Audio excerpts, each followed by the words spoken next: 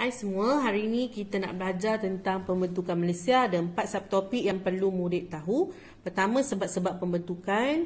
Kedua, tokoh-tokoh terlibat. Ketiga, negeri-negeri terlibat. Keempat, langkah-langkah penubuhan. Sekarang kita lihat sebab-sebab pembentukan Malaysia. Sebab-sebab pembentukan Malaysia terbahagi kepada 3 faktor utama. Yang pertama, untuk menjamin keselamatan negara. Yang kedua, memajukan sosioekonomi. Yang ketiga, untuk mencapai keseimbangan kaum. Baik, kita lihat yang pertama, iaitu menjamin keselamatan negara. Ketika itu, Singapura dan Sarawak sama-sama menghadapi ancaman komunis. Di negeri Sarawak, komunis bercadang untuk menjadikan negeri Sarawak ni sebagai sebuah negara komunis untuk sebarkan pengaruhnya di Asia Tenggara. Manakala Singapura pula berada berhampiran dengan tanah Melayu. Oleh itu, Tunku Abdul Rahman risau pengaruh komunis daripada Singapura akan turut mendesak masuk ke dalam tanah Melayu. Pada masa yang sama juga, Persekutuan Tanah Melayu pernah mempunyai pengalaman dalam menghadapi ancaman komunis.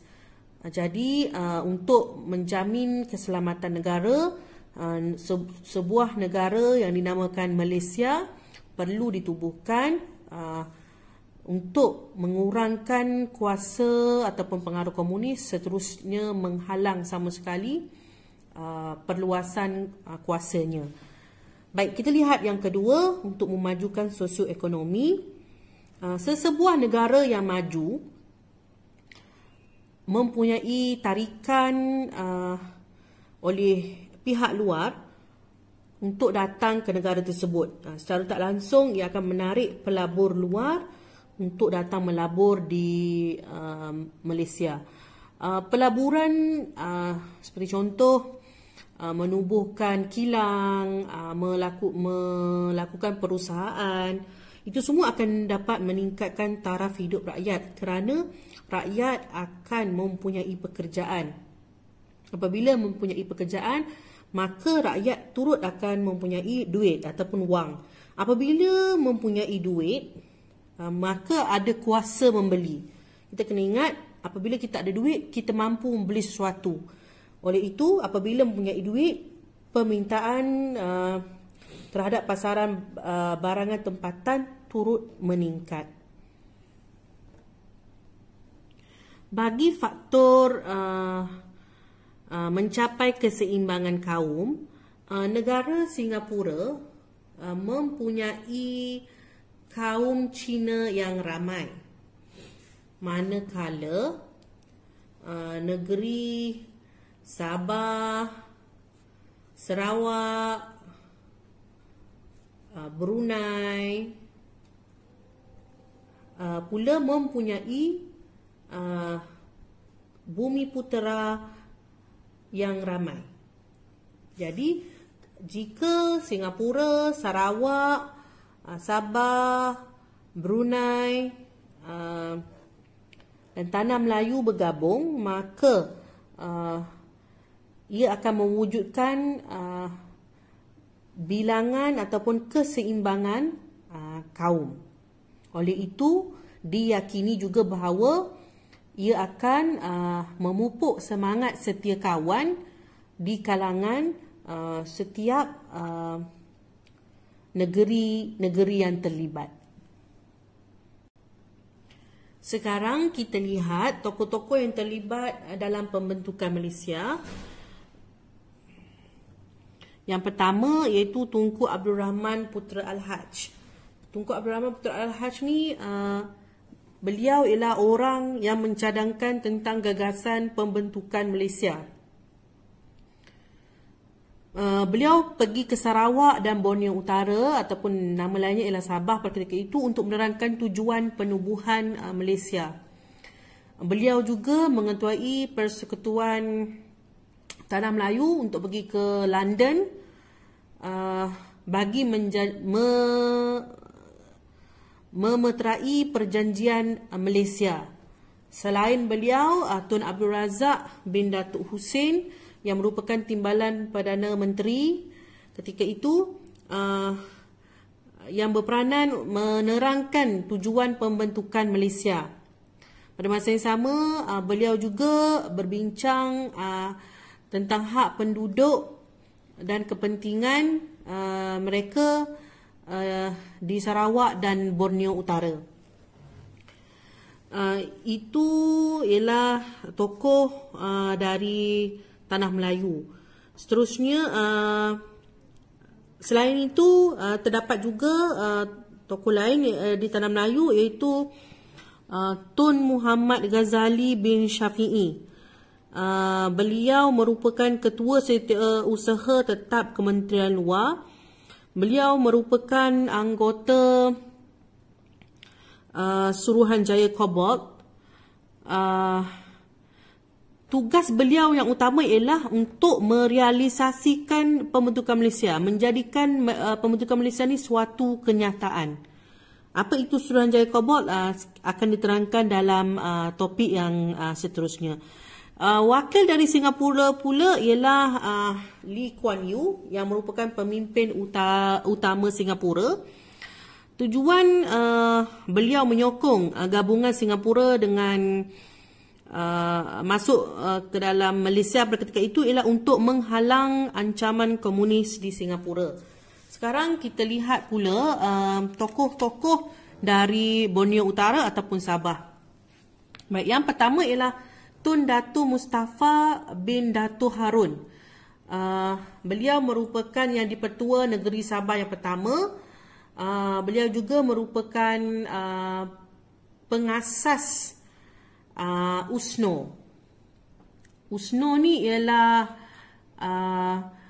Parti United Sabah National Organisation. Organisation.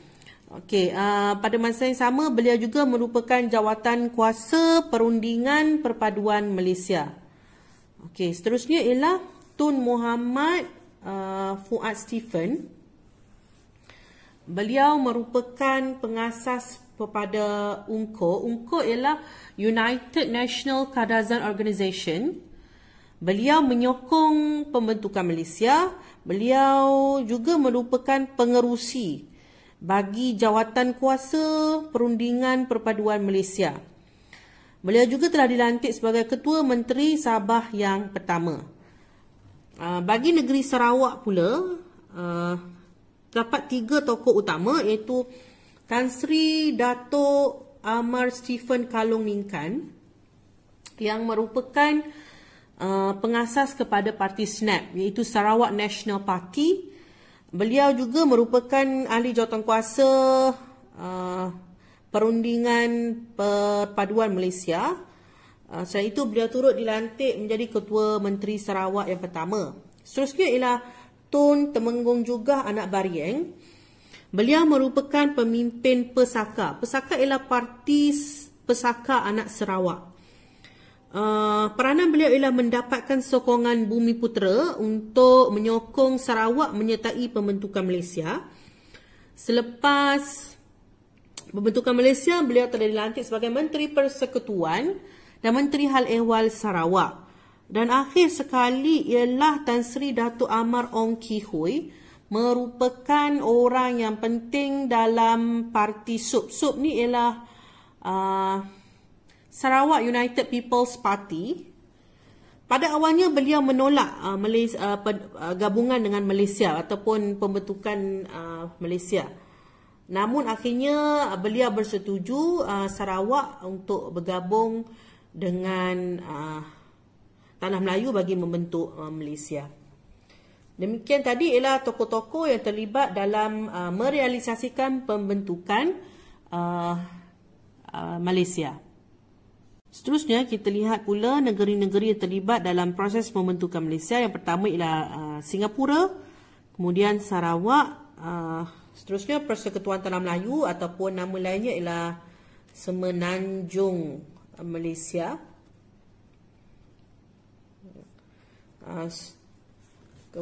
Seterusnya Sabah, dan akhir sekali Brunei. Namun pada akhirnya Brunei telah mengambil keputusan untuk bertindak sebagai pemerhati sahaja kerana mereka sendiri tidak bersedia untuk menyertai pembentukan Malaysia. Jadi pada akhirnya yang terlibat ialah negara Singapura, Sarawak, Persekutuan Tanah Melayu dan Sabah sahaja. Sekarang kita lihat langkah-langkah pembentukan Malaysia. Terdapat tarikh-tarikh tertentu yang perlu diingati ataupun diketahui oleh murid-murid. Yang pertama, bermula pada Mei 1961, Tunku Abdul Rahman, beliau ialah orang yang menyatakan tentang idea tentang pembentukan Malaysia.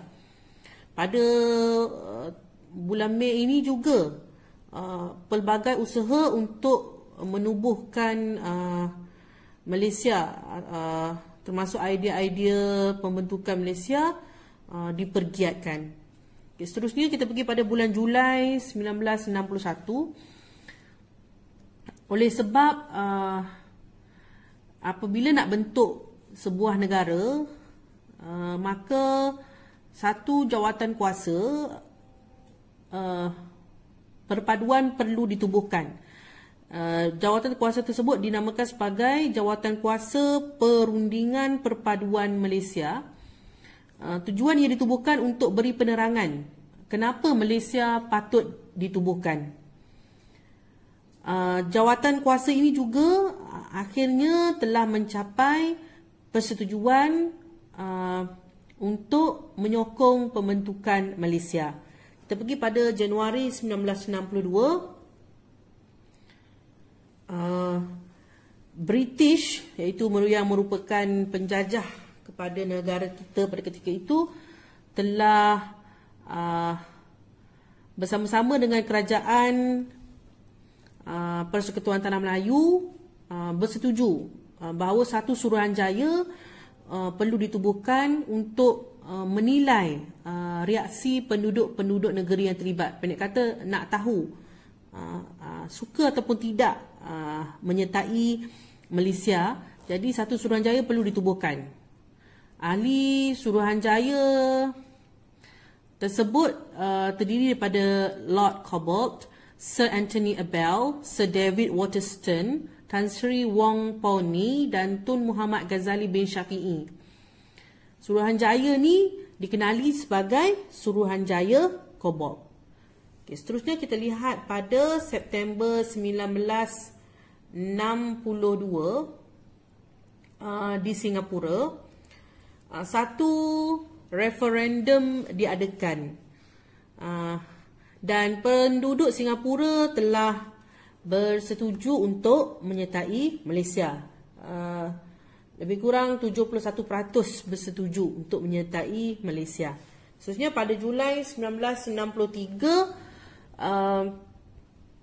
Suruhanjaya Cobbold tadi yang telah ditubuhkan pada Januari 1962 telah beri cadangan penubuhan Malaysia kepada Kerajaan Persekutuan Tanah Melayu dan British.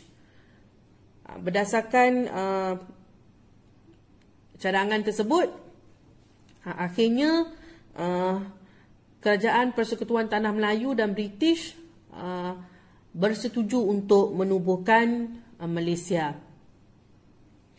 Oleh itu, perjanjian Malaysia telah ditandatangani oleh wakil kerajaan British, Persekutuan Tanah Melayu, Sarawak, Borneo Utara dan Singapura. Kemudian kita beralih pada Ogos 1963.